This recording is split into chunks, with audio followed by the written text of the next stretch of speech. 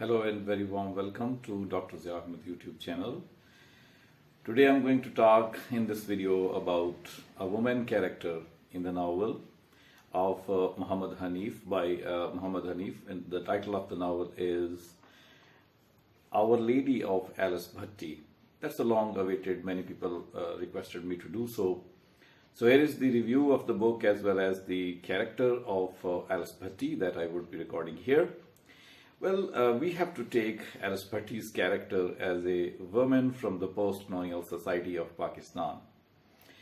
And in this regard, I think everyone knows that glass ceiling is a term used in order to stop anyone, and especially if a woman wants to grow up in business or in any department and reaches the ladder of the highest possible rank, the bossing, she would be stopped at a certain time that she cannot go forward or upward than that. That is called the glass ceiling. This glass ceiling in a very different way becomes socio-political ceiling when the whole society has constructed certain systems where the progress of women can be stopped and she can be dealt in such a way that whatever talent she may be possessing, whatever performativity she is showing, she would be stopped at a certain level and would not be allowed to grow further. That's the kind of thing which mostly happens with the women of post-colonial societies. On the one hand, they belong to the societies which have been formerly colonized by the British, and so the process of colonization and legacies of colonization inherited by the same societies keep on working in these societies. So the very first thing with which the woman is marginalized is the colonial status or the post-colonial status.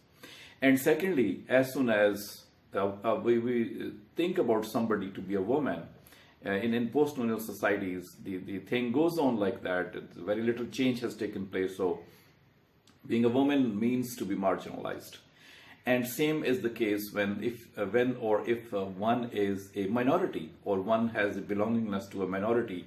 At that time, still more marginalization occurs. And so in that way, such a woman living in post-colonial society and belonging to some community which is a minority community, automatically she becomes doubly marginalized, and the struggle of life for her becomes double. In order to prove herself, in order to get herself recommended, in order to maintain her identity, the struggle is doubled. Same is the case with our Lady of Alice Bhatti, where Alice Bhatti's character has been portrayed with some such light. So let us see what are the other characteristics of the character which the writer has put into her to let us know what further happens with her. But this is the theme with which we shall be proceeding into the video. In modern Pakistan, as we are having the portrayal of Pakistani women in the modern Pakistan and modern post-colonial literature, especially after 9/11, we have a very important change which has taken place in the narratives written, especially by the women writers of Pakistan as well as of the men writers from Pakistan. We can see that there are few examples of such kind of bravery and challenge which the women have portrayed, and the writers have also responded to that. For example, I would not fail here to talk about Mumtaz, one of the female characters in the novel Moth by Mohammad Hanif.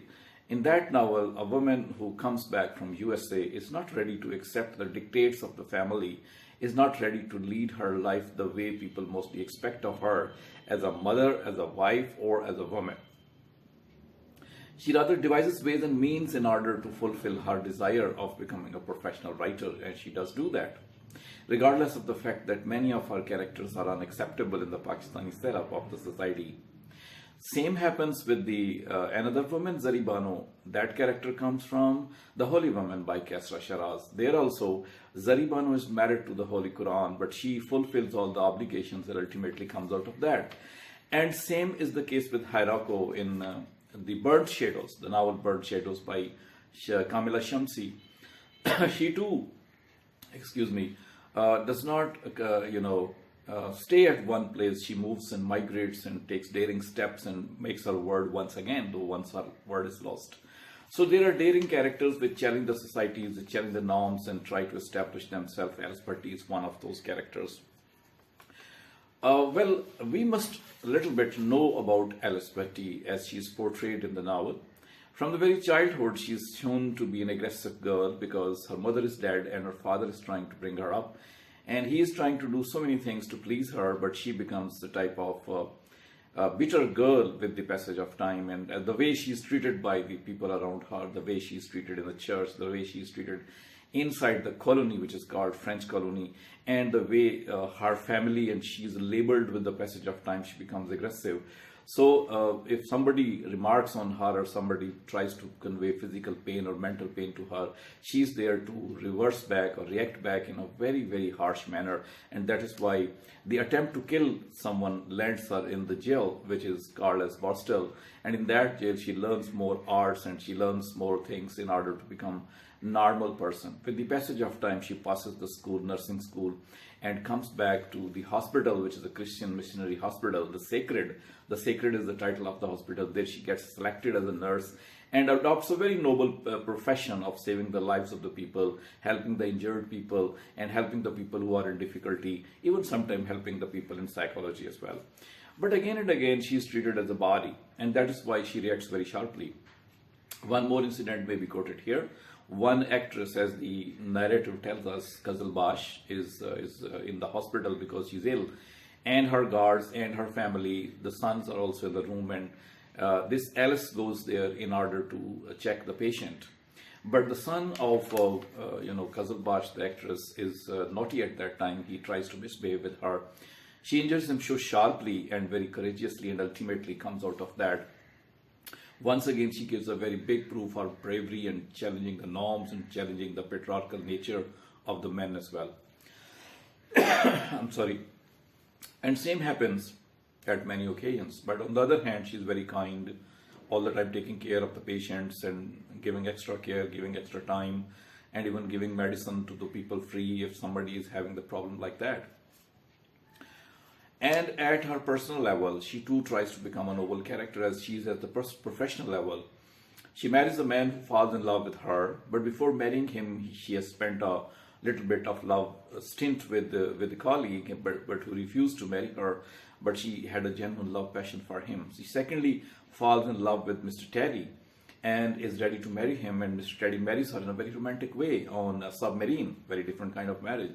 And she's given a Muslim name also, and Teddy takes her to a new residence where she's very happy to join him, and there she wants to live with him and wants to spend the time and wants to prove herself to be as noble as possible. But Teddy belongs to, or rather we should say professionally belongs to, a police gang which is called Gentleman's Gang or G Squad. That gang job is to conduct some terroristic activities of the killing of the people. This is not the time to define those activities. The time is to see Teddy involves more and more into that job, and with the passage of time, he loses one criminal, and that criminal runs away. As a kind of punishment, he is required to search for the criminal, and is required to bring him back and to fight for that also.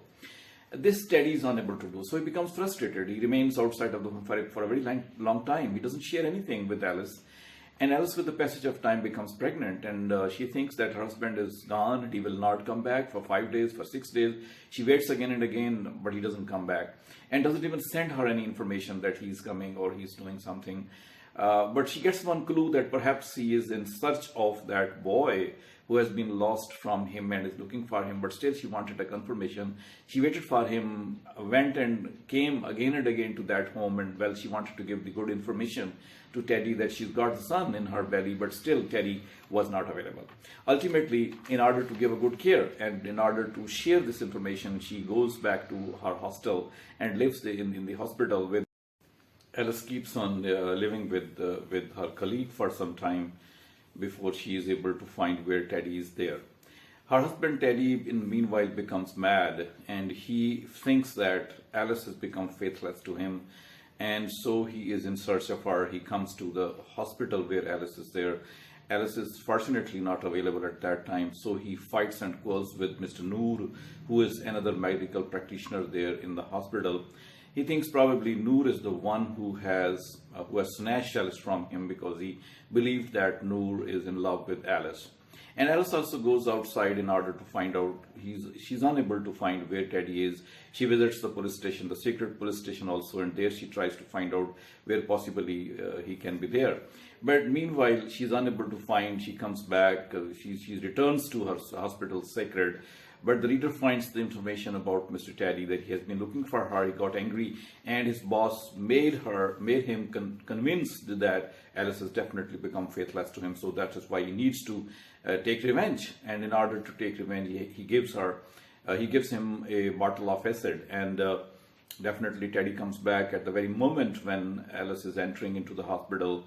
And at that very moment, this person, Teddy, also comes there and throws acid on her, and she's dead with her baby. So in this way, she's killed. A woman who was daring, who was courageous, who was brave also, who learned to survive in this world. That woman is killed because of jealousy of man, because of the things possibly she couldn't handle, or she became the person like that. So in this way, Alice is a woman who suffers doubly, not only because she's a woman, but also because she's a minority woman, and also that she's a wife, and ultimately she's unable to survive all these things. So that is the kind of character the post-colonial women have. If they try to, proceed on the upward ladder of upward mobility, they are stopped somehow, somewhere, because of any reason, possibly because of being a woman, because of being a wife, or sometimes because of being a minority also.